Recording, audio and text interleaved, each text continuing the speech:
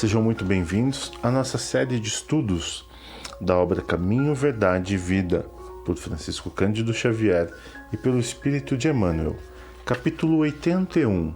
Ordenações humanas. Certos temperamentos impulsivos, aproximando-se das lições do Cristo, presumem no Evangelho um tratamento de princípios destruidores da ordem existente no mundo. Há quem figure no Mestre um anarquista vigoroso, inflamado de cóleras sublimes. Jesus, porém, nunca será patrono da desordem. A novidade que transborda do Evangelho não aconselha ao espírito mais humilhado da terra a adoção de armas contra irmãos, mas sim que se humilhe ainda mais, tomando a cruz a exemplo do Salvador.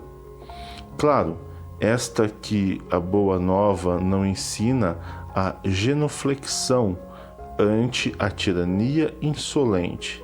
Entretanto, pede respeito às ordenações humanas, por amor ao Mestre Divino.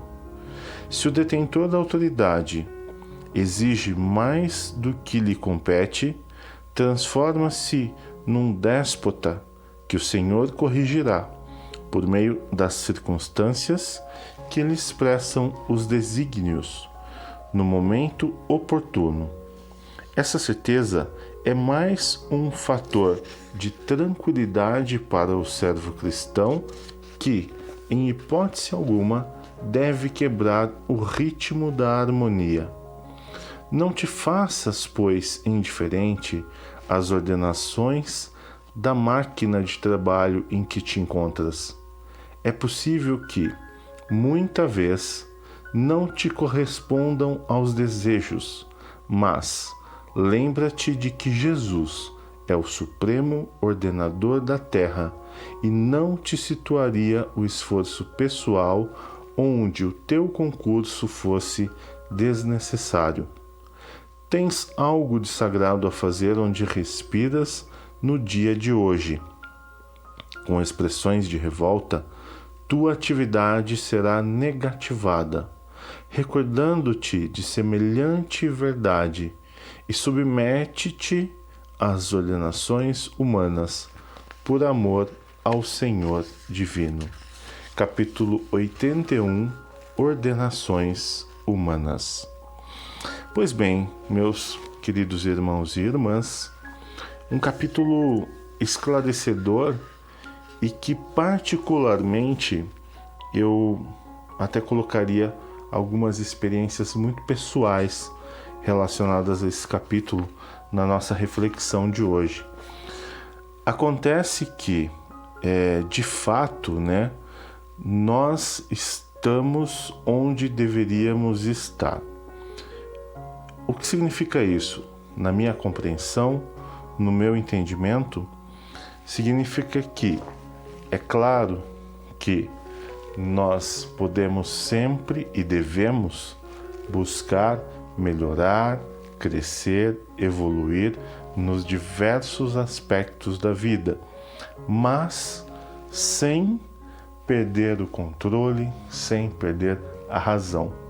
Mas às vezes, tomado por dores pessoais, que nós trazemos para nós como pessoais, por não suportar, às vezes, atitudes que nós vemos ao nosso redor, e é nesse aspecto que, particularmente, eu compartilho com vocês a minha própria experiência.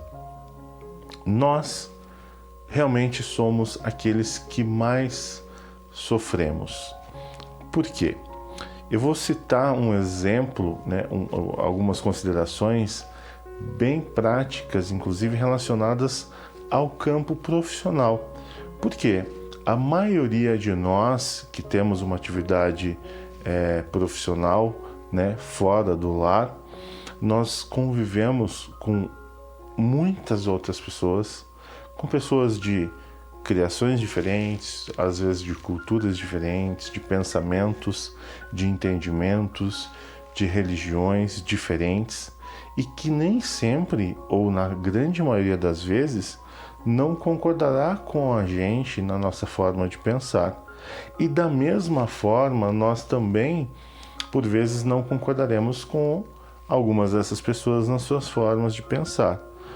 Em raros casos, ou em alguns casos, óbvio que nós teremos afinidade com algumas pessoas, né? Sempre nós teremos afinidade com alguns e menos afinidade, digamos assim, com outros. Interessante que esse capítulo, se a gente for avaliar, ele tem uma certa relação com o capítulo anterior, que foi o capítulo 80, que nós falamos de opiniões. Mas aqui a gente está falando de ordenação, né? Ou seja, de qual é o seu propósito, da importância de você estar onde você está, como o capítulo nos remete. Por quê? Porque por algum motivo, por alguma necessidade, isso é muito particular, isso é uma questão muito pessoal de desenvolvimento de cada um, mas nós não estamos onde estamos por acaso. Então o que acontece? No campo profissional, como eu vinha dizendo, que é onde nós mais vivemos com muitas pessoas, com muitas formas de pensar, né, com diversos comportamentos, por vezes nós não nos sintonizamos com alguns porque nós os julgamos errados. E isso às vezes nos causa o quê? Um atrito, um confronto, nos causa nervosismo, nos causa estresse, nos envolve de uma forma que nós começamos a, às vezes, criar histórias na nossa cabeça, nos envolver com a atitude que o outro faz, que nós julgamos errado, que nós julgamos não corretas, mas não nos cabe sofrer, não nos cabe julgar, nos cabe fazer o melhor que nós pudermos aonde nós estivermos, desde que nós não afetemos a vida de ninguém de forma negativa, que nós não causemos, destruição, dor, nada disso, deixe o outro para lá. Como eu quero dizer isso, deixe para lá, né? Assim como eu já ouvi uma vez em um seminário, um palestrante simplesmente falou: se o outro erra e você toma partido e erra junto, são dois errando. Agora, se o outro erra e você simplesmente deixa para Deus, é só um errando. E deixa para Deus, porque como nós podemos ver, inclusive aqui no capítulo, nós observamos que ali no final do capítulo a gente tem uma referência dizendo que tudo será resolvido por Deus. De certa forma, Deus sabe onde nós estamos, cada um de nós, e Ele nos coloca nesses lugares, e por isso nós temos que desenvolver o nosso melhor.